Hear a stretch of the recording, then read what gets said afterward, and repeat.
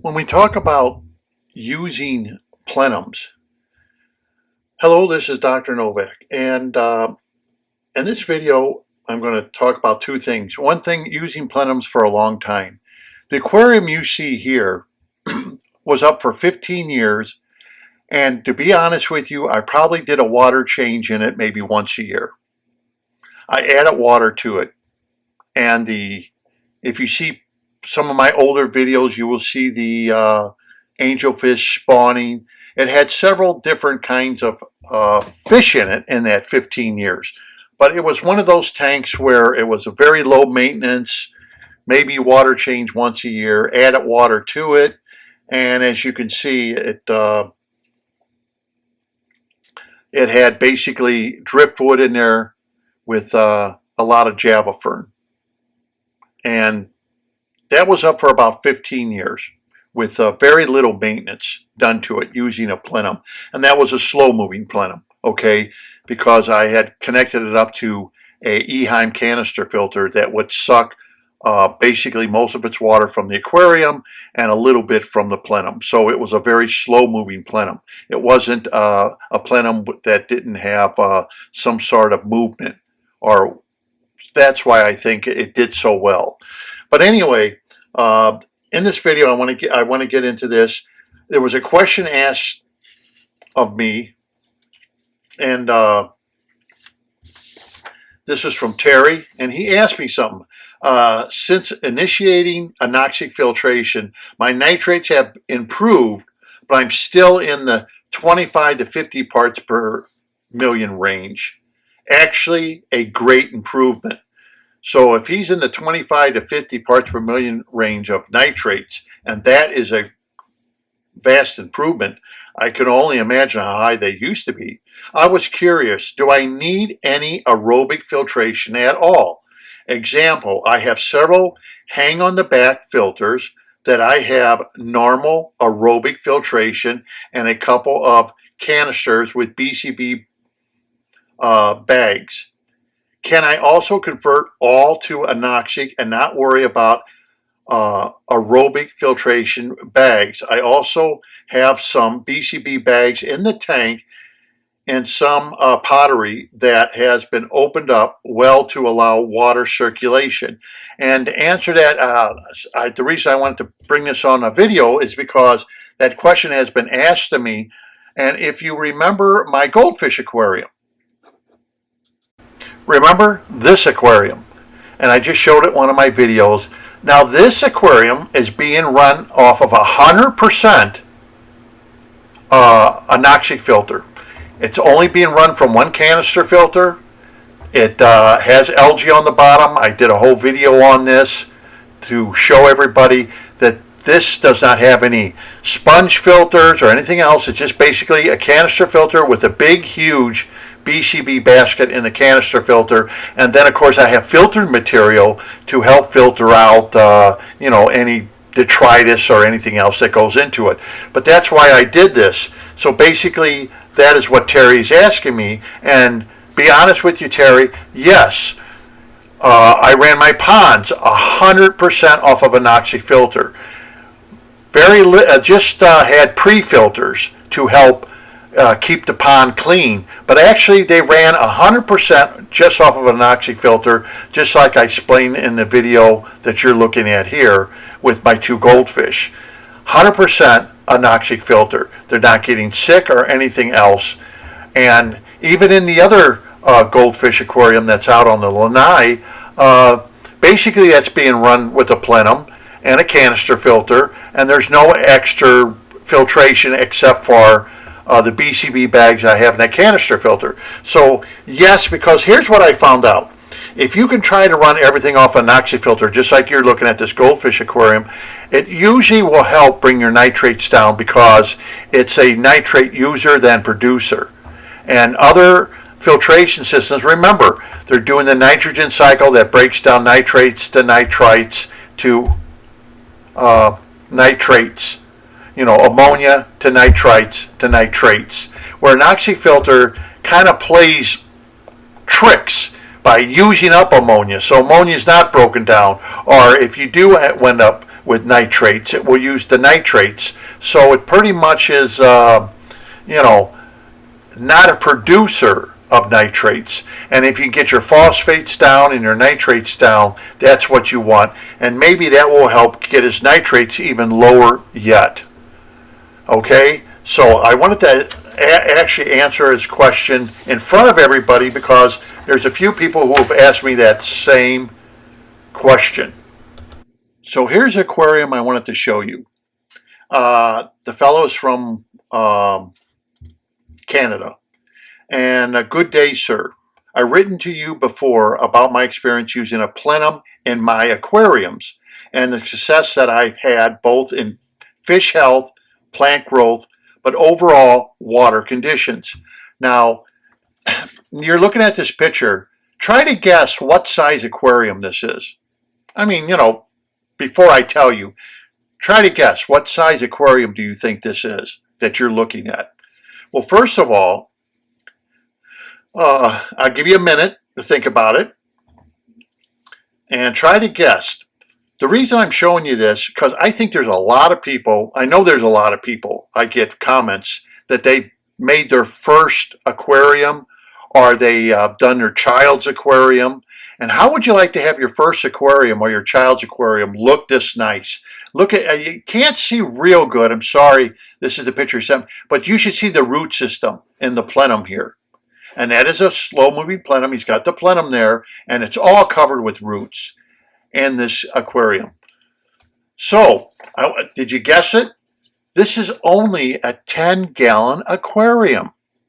That's it.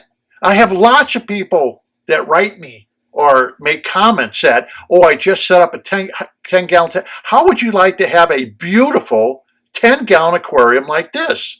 On top of that, now you got to hear this. On top of that, this aquarium has been running 2.5 years with using a plenum. Then, to top that off, it's had no water changes. He hasn't done any water changes in this 10-gallon aquarium in 2.5 years. And it's only a 10-gallon. The reason for this is because of laziness. Remember I told people that. Like the aquarium I showed you. Maybe I did a water change once a year. And I'm going to be honest with you. It's basically because laziness. And people don't want to admit it, but when I came up with the anoxic filtration system, it was to work around people. No matter what people criticize or beat up on other people about, people are going to be people. Yeah, they know they need to do a water change, but they get busy, whatever, laziness. Hey, I fall in that category of laziness also. Okay, you're busy working, you got a family, you want to have a fish tank, but you want it to look nice. Like the tank I just showed you, 15 years, this one's 2.5 years. Look how beautiful it is. No water changes, 2.5 years. This is a 10-gallon tank. He's got, it looks like he's got cherry shrimp. Yeah, I think the reason is because of laziness. When water level goes down because of evaporation, I use a large cup and use water from my 120-gallon aquarium to fill up the 10-gallon. I use this aquarium as a grow-out tank for fish before adding them to my large tank. When picture was taken, it only had 3 small fish and a lot of cherry shrimp. I noticed that with my 90-gallon, the cherry shrimp seem to be going gangbusters. People have asked me about that. Oh, will clay affect cherry shrimp or will it affect my shrimp? Nah, it doesn't seem to bother shrimp, but I guess he's got cherry shrimp. I could see the shrimp from this picture, in fact. It looks like the same as my tank. It looks like he's got, it almost looks like he's got that Italian veil in it. I could be wrong. And it looks like he's got some other plants that he's using in the background there, that moss. I don't know what moss, he didn't say what moss he's using. The only real maintenance I do to the tank is scraping the front glass and removing plants when needed. I also wanted to show the lack of algae and root growth of the dwarf Sagittarius. It's really dense. It's really a great system that you've developed. Please keep spreading the word. Isn't this great? I mean, just you look at something like that and you can't help but get excited, thinking that, wow, I can have a 10-gallon aquarium I set up for my child or myself.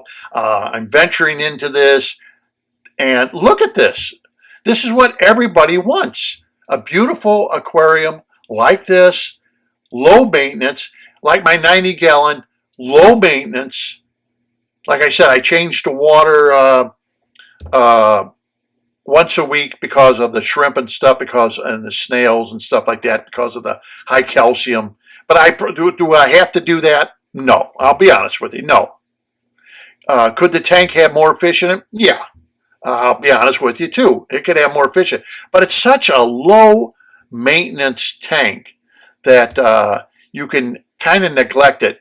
And I thought this is a great photograph and a great email that he sent me from Canada about how 2.5 years now he's been running this by just adding water to it, trimming it, and growing his cherry shrimp. Isn't that what we all want? I mean, let's be honest. This is what we all want. This is exactly what I've been trying to tell you, that once these systems are running and they're going great, they last for years. And this is probably one of the best 10-gallon tanks I've ever seen. And to hear that 2.5 years without a water change, and I know people are going to make comments. They're going to say, "Oh, that's wrong, that's bad." But we all don't. Not a lot of comments are made that we Americans waste water, and I have to agree with them. We in America, we waste water. We do not try to conserve on water, especially when we're in this aquarium trade. Unfortunately, there's the rest of the world out there, and no matter who I talk to, in fact, I just got an email from somebody from Barcelona, Spain. I talk to people all over the world. They're in little different situations than we in America. We're kind of wasteful, and they can't be wasteful with their water. So the Acu-Filter Plenum falls right into what they want and what they need to have an aquarium. But I thought this was such good news, and here it is. He sent me a picture. I want to thank him very much for sending me the picture, and thank you for keeping me up to date on your aquariums, people. But this is a great, see what you can do with a 10-gallon aquarium. It's a beautiful 10-gallon aquarium. I think we all can learn from it. He's just telling you how it is. He has cherry shrimp. So for those of you who are thinking about maybe making an Acu-Filter, a Plenum, here you go. Here's a beautiful 2.5-year-old 10-gallon aquarium, not covered in algae, doing great, no water changes. What more can you ask for, people, right? What more can you ask for? As the old saying used to be, what do you want, egg in your beer? As they used to say when we were kids. This is another case. So I just thought I'd do this short video for those who are out there. A lot of people like these videos because it gives them encouragement. It gives them insight to other people's tanks. So I'm just not talking, and I'm just not talking and without backing up by showing you other hobbyist tanks, what they're doing, how they're doing, the problems they're having or problems they're not having. I'm trying to show everybody so we can work together and make things right in the hobby. But this is just a short video to let you see. I was quite surprised. I actually thought this was a big tank, that it's only a little 10-gallon tank. And look how great this is looking. So 2.5 years. I want to thank everybody for your pictures and your letters. Keep them coming. And till next time, this is Dr. Novak. Thank you very much for watching. Please subscribe to my channel. I love doing these videos, and keep the pictures coming, keep the information coming, because that's how I get information so I can tell others and give other encouragement that, hey, try something different. Maybe if you're not doing successful, try something different. It doesn't hurt, right? Okay, until next time, Dr. Novak, you have a nice day and happy fish keeping.